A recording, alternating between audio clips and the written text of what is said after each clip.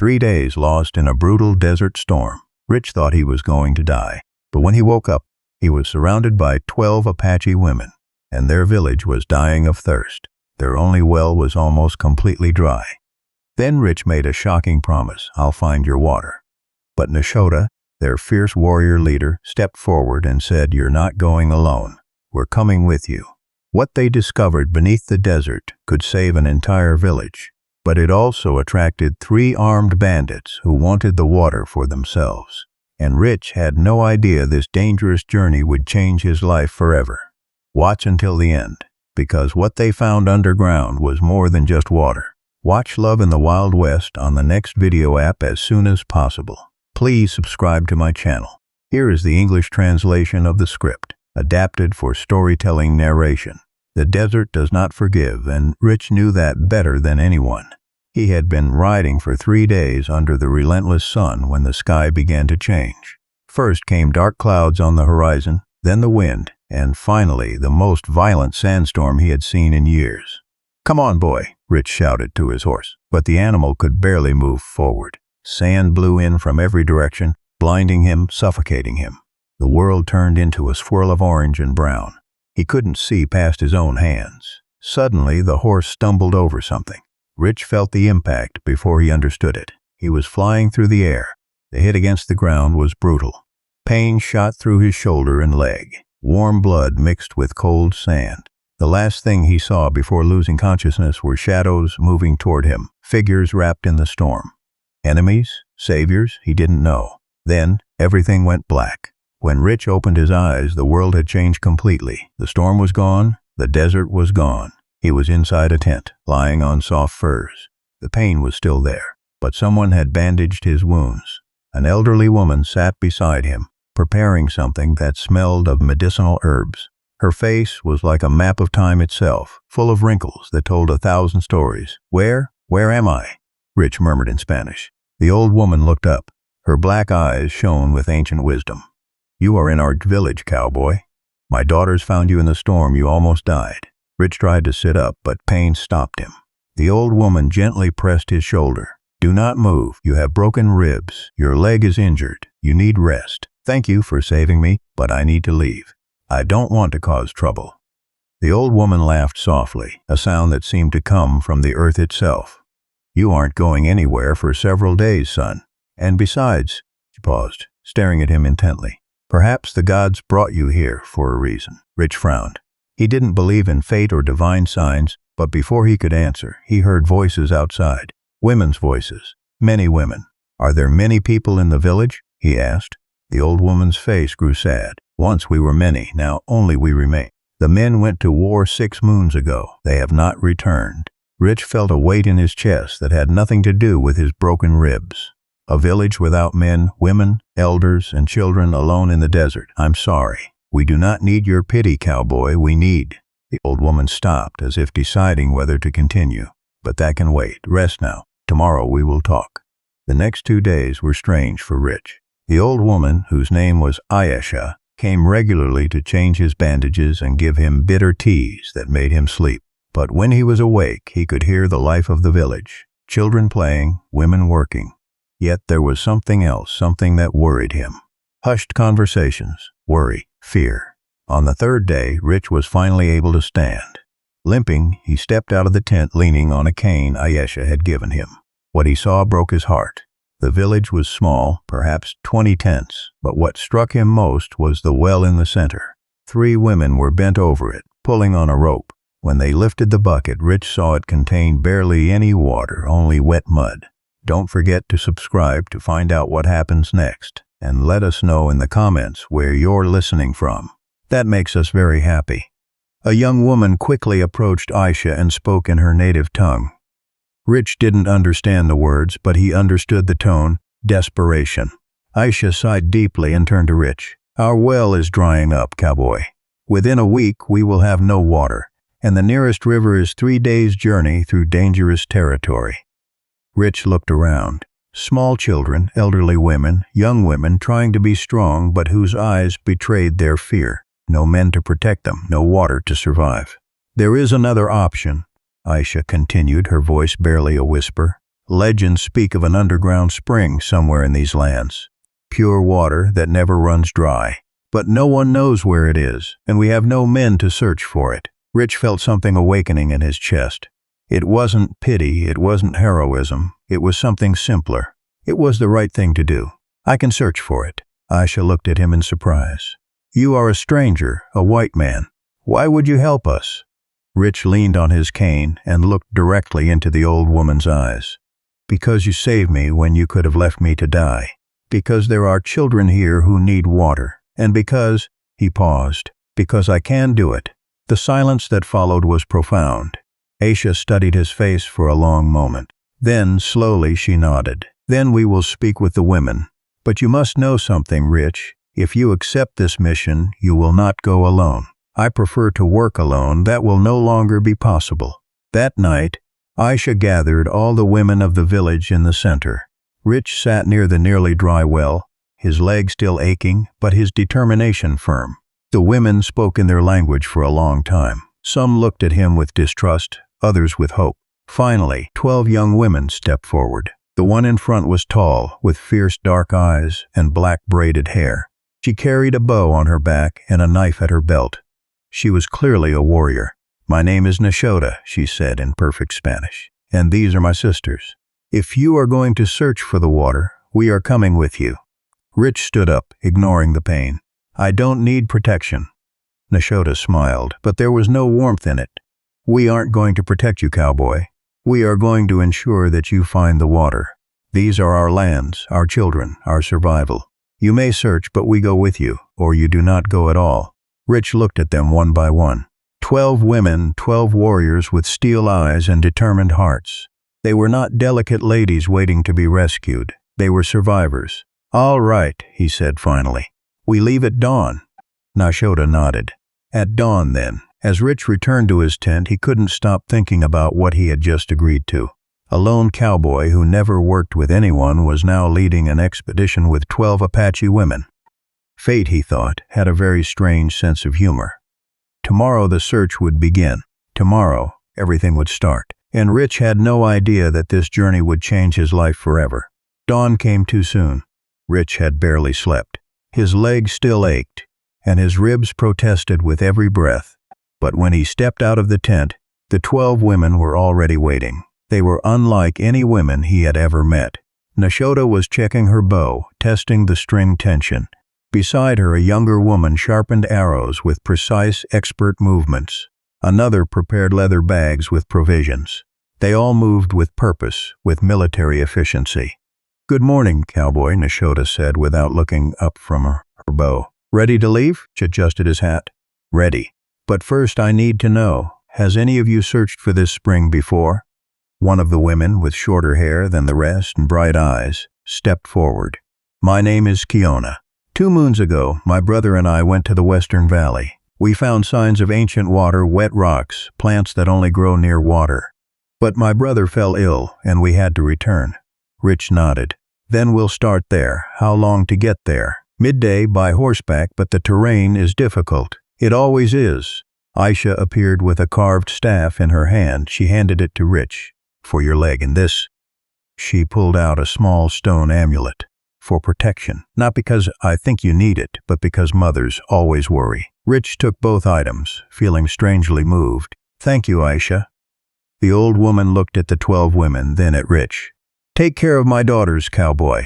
Her voice turned firm. Daughters, take care of the cowboy. But above all, take care of each other. Return with water. Return alive. We will, grandmother, Nashoda replied. They mounted their horses. Rich noticed that each woman carried a bow, a knife, and a bag of provisions. They were prepared for anything. As they rode out of the village, Rich felt eyes watching them. Children, elders, mothers with babies. Everyone depended on this mission.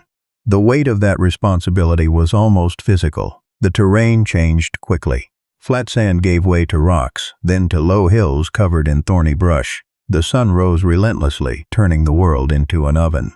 Rich rode at the front, but he noticed Nashoda was never far behind, nor were the others.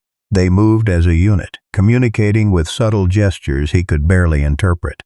Tell me something, Nashoda, Rich said after 2 hours of silence. Why you?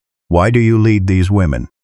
Nashota glanced at him sideways. Because I am the best tracker, the best archer. And because when the men went to war, someone had to protect the village. How long have they been gone? 6 moons. 6 moons without news. I'm sorry. I don't want your pity, Cowboy. I want water for my people. Rich respected her toughness. This was no time for sentimentality. At midday, Kiona raised her hand. Everyone stopped. She pointed toward a narrow valley between 2 rocky hills. That is the place. They descended slowly. The valley was strange, greener than the surrounding desert, with plants Rich recognized as water-loving. Small ferns, moss on the rocks. There is water here, Rich murmured. They spread out searching. Rich limped among the rocks using his staff, examining every crack, every strange formation. The women did the same, their trained eyes noticing details he overlooked. It was one of the youngest, a girl named Anna, who found something. Here. Come, everyone ran toward her. Anna was kneeling beside a large rock, her fingers tracing something on the surface. Marks, she said. Ancient marks. Rich knelt beside her, ignoring the pain in his leg. The marks were symbols he didn't recognize, but there was something else, a carved arrow pointing downward. It's underneath, Nashota said, her voice tense with emotion. The water is beneath us. Rich struck the ground with his staff, a hollow sound. There was definitely an empty space below. We need to dig. The women wasted no time. They took tools from their saddlebags, small shovels, sharp stones, even their own hands. Rich worked alongside them, digging despite the pain. The sun was beginning to set when Kiona's shovel hit something solid. Stone. They dug faster now, clearing the dirt around it. It wasn't just stone, it was a flat slab, obviously placed by human hands long ago. It's an entrance, Rich said, his heart beating fast.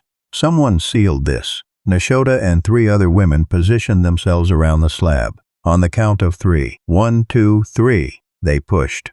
The stone was heavy, ancient, resistant, but finally it gave way with a grinding sound, revealing darkness beneath. And then they heard it, the sound of water. It wasn't imagination, it wasn't hope, it was real. The steady drip of water flowing somewhere deep below them. The women looked at each other, their eyes shining with unshed tears. Anna began to laugh, then another. Soon they were all laughing, hugging, celebrating. Rich allowed himself a small smile. First objective accomplished. They had found the water. But Nashota, always practical, raised her hand to silence the celebrations. We found the spring, yes. But now we need to go down and confirm it is safe. She looked up at the sky, where the sun was already setting.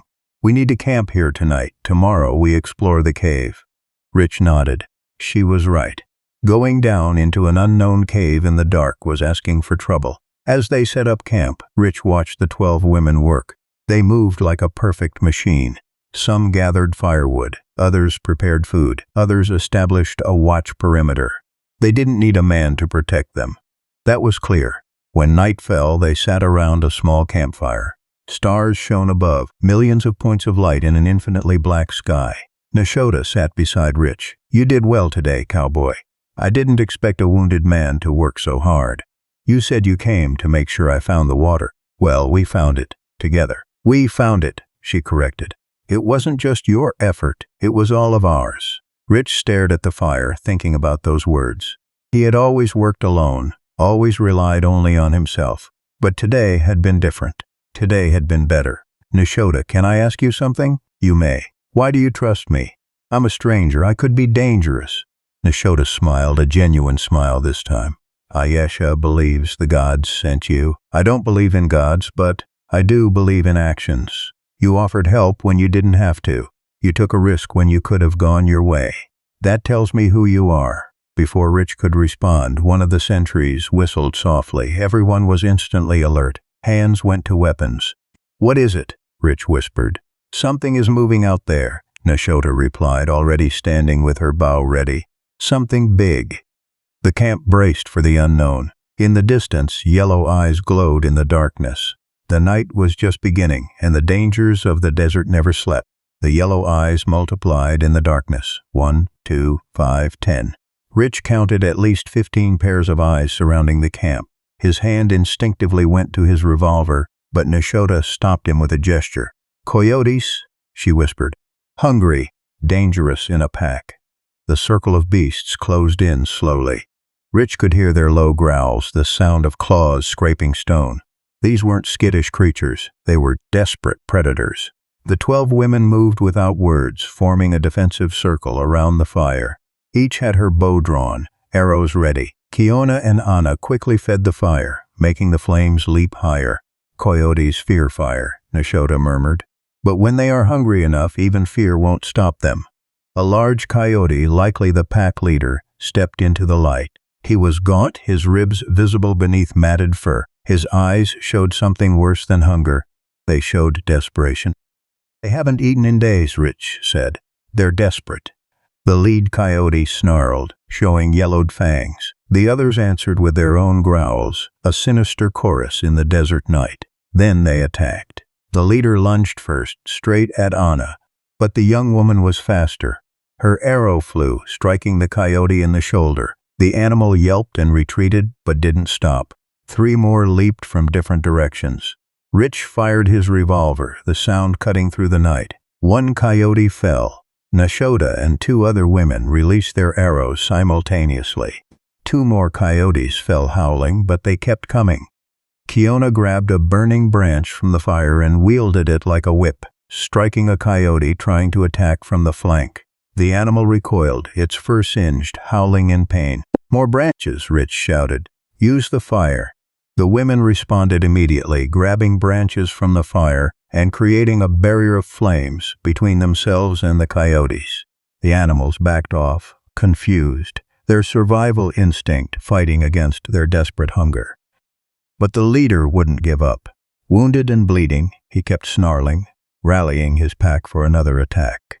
Rich moved forward, ignoring the pain in his leg, brandishing a burning branch in one hand and his revolver in the other. "Get back!" he roared with all the strength in his lungs. "Get back!" Nashota joined him, her voice merging with his in a war cry that echoed through the valley. The other women followed suit. 13 voices united, creating a sound of pure defiance, pure strength. The lead coyote took a step back, then another.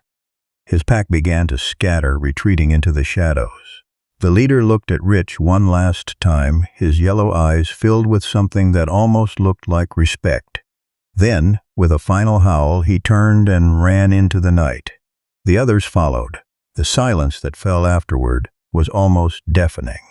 Only the crackling fire remained, and the sound of 13 people breathing heavily. Rich lowered his revolver, his hand trembling slightly, not from fear, but from adrenaline. "Is everyone all right?" Nashota asked, her eyes quickly scanning each of her sisters. One by one, they nodded. Anna had a scratch on her arm where a coyote had grazed her. Kiona had minor burns from handling the burning branches. But they were all alive. They were all standing. "Cowboy," Nashota said, turning to Rich. "Are you hurt?" Rich checked himself. His leg hurt more than before. "But there were no new wounds. I'm fine." You fought incredibly." Kiona laughed, a nervous, relieved laugh. "We are Apache, we were born fighting." But Nashota didn't laugh. She approached Rich, her face serious in the firelight. "You fought with us, not just for yourself. You put yourself in danger to protect us. You would have done the same for me." "Yes," Nashota said simply. "We would have. And now we know. We can trust you." Something changed in that moment. Rich felt it. He was no longer just a stranger the women tolerated. He was no longer just the white man seeking water for them. He was part of the group. They reinforced the camp, adding more wood to the fire and setting rotating guards. No one would sleep deeply tonight. Rich sat near the fire reloading his revolver. Nashota sat beside him. "Tell me, Cowboy, where do you come from? What brought you to our desert?" Rich hesitated. He wasn't a man who shared his story easily, but after what they had just lived through together, he felt he owed her some honesty. "I come from the north. I had a family once. A wife, a small ranch." He paused, the memories hurting more than any physical wound. "Bandits attacked. I was in town. When I returned," he didn't finish the sentence. He didn't need to. Nashota nodded silently. "That is why you ride alone." "That is why I ride alone," Rich confirmed. "I thought if I didn't get close to anyone, I'd never feel that pain again. But the pain of loneliness is its own kind of agony." "The pain of loneliness is its own kind of agony." Nashota repeated softly. Rich looked at her in surprise. This fierce warrior had a depth he hadn't expected. And you, he asked, why are you so strong, so tough? Because I have to be. When the men left, someone had to protect the children, the elders. Someone had to be strong. Her eyes softened slightly. But don't think I'm not afraid. I am afraid all the time. I've just learned not to let fear control me. They talked for hours that night, sharing stories, sharing silences. The other women slept in shifts, guards rotating regularly. And as they talked, Rich felt something he hadn't felt in years: connection. When dawn finally arrived, painting the sky red and orange, everyone was tired but ready. Today we go down, Nashota announced. Today we find the water. They prepared ropes and torches made of branches wrapped in grease-soaked cloth. Rich tied a rope around his waist, ensuring it was secure. I'll go down first, he said. If there's danger, I don't want any of you facing it alone. But Nashota shook her head. We go down together. Your leg is still injured. You need help. Rich wanted to argue, but he knew she was right. He nodded. Nashota tied another rope to herself. Kiona and Anna held the ends, ready to lower them slowly. Ready? Rich asked. Ready, Nashota replied. They approached the edge of the hole. The darkness inside was absolute, like staring into the void itself. The sound of water was louder now, a constant echo from below. Here we go, Rich murmured. And they began to descend into the unknown depths. The rope tightened. The world of light stayed above, and below, in the darkness, waited the secret that could save an entire village, or something much more dangerous. There was only one way to find out. Darkness swallowed them completely. Rich and Nashota descended slowly, their torches creating weak circles of light that barely pierced the shadows. Rock walls passed beside them, damp and covered in moss. The air grew cooler with every meter they descended, and the sound of water grew louder. How deep do you think it is? Rich asked, his voice echoing strangely in the enclosed space. I don't know, Nashota replied, but the water is close. I can smell it. She was right. The air carried that distinctive sense of fresh water mixed with ancient minerals and damp earth. It was the smell of life in the middle of the desert. Their feet finally touched bottom. Rich raised his torch, trying to see beyond his small circle of light. Nashota whispered, her voice full of awe. Look at this. They were in a massive cavern. The walls stretched up and outward, disappearing into darkness. And in the center, gleaming in their torchlight, was an underground lake. It wasn't just a puddle or a small spring. It was a true lake, with water so clear they could see the rocks at the bottom. The surface was like a black mirror, reflecting the faint torchlight in hypnotic patterns. By the ancestors, Nashota murmured, approaching the water's edge. She knelt and touched the surface with her fingers. It's cold, clean, it's perfect.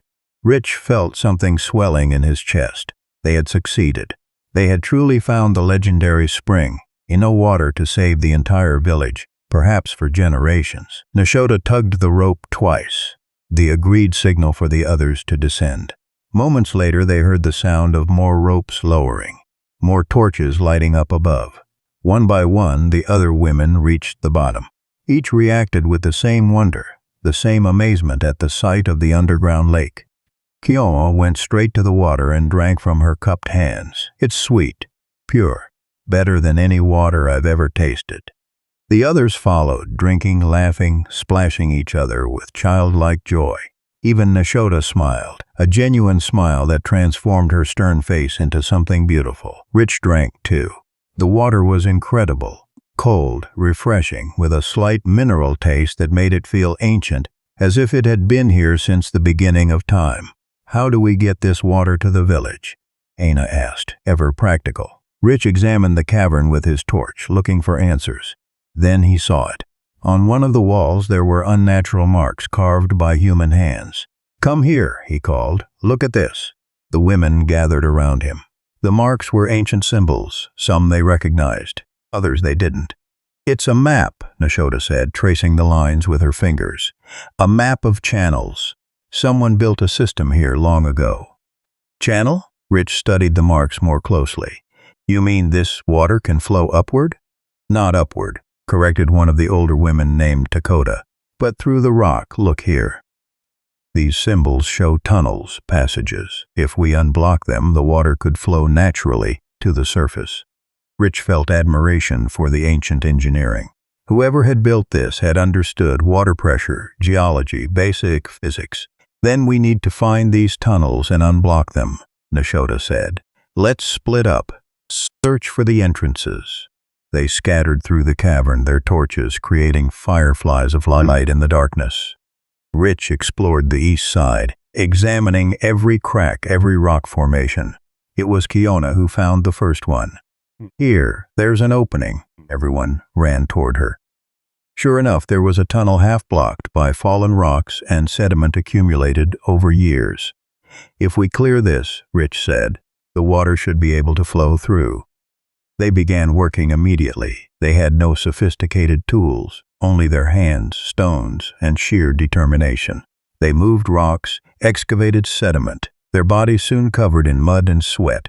The work was exhausting. Rich's leg protested with every movement, but he didn't stop. Nashota worked beside him, her movements efficient and steady. After what felt like hours, Rich moved a particularly large rock. A sound resonated through the tunnel, the sound of water beginning to flow. "We did it," Anna shouted. "The water is flowing." But then something changed. The ground beneath their feet began to tremble. A dull rumble echoed through the cavern as if the earth itself were waking up. "Back away from the tunnel," Nashota screamed. Now, Rich and the others moved quickly, stepping away from the opening. Just in time, a large section of the rock wall collapsed, not blocking the tunnel but opening it wider. When the dust settled, they looked on in astonishment. The collapse had revealed something unexpected, a hidden chamber behind the wall.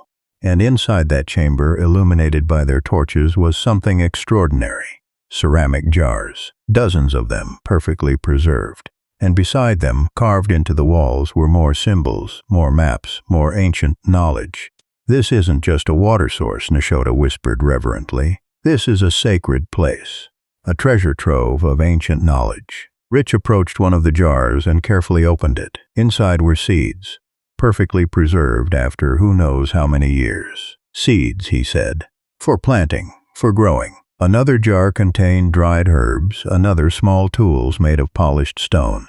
The ancients hadn't just left water. They had left everything necessary for a people to survive and thrive.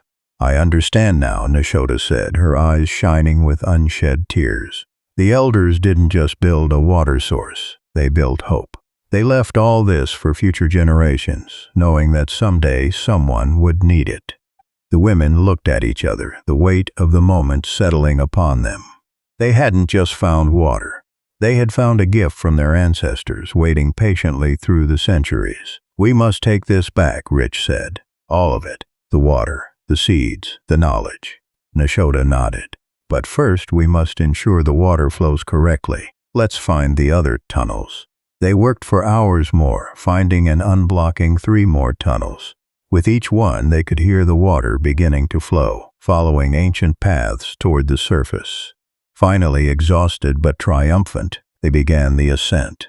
They carried some of the jars, samples of the treasure they had found. When they emerged into daylight, the sun was high in the sky.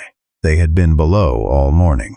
"We did it," Rich said, barely able to believe his own words. "We really did it." But Nashota raised her hand, her expression suddenly alert. "Silence. Listen." Everyone froze. And then they heard it. The sound of horses, many horses, approaching fast. Rich and the women exchanged glances. Who could be coming? Friends or enemies? Nashota knocked an arrow in her bow. "Prepare yourselves," she ordered. "We don't know what's coming." Figures appeared on the horizon. 3 men on horseback, riding hard toward them. Even from a distance, Rich could tell they weren't coming in peace. Bandits. And they had discovered what the women had found. The water that could save a village could also attract the worst men in the desert. The final test was about to begin. The 3 bandits approached rapidly, their horses kicking up clouds of dust behind them.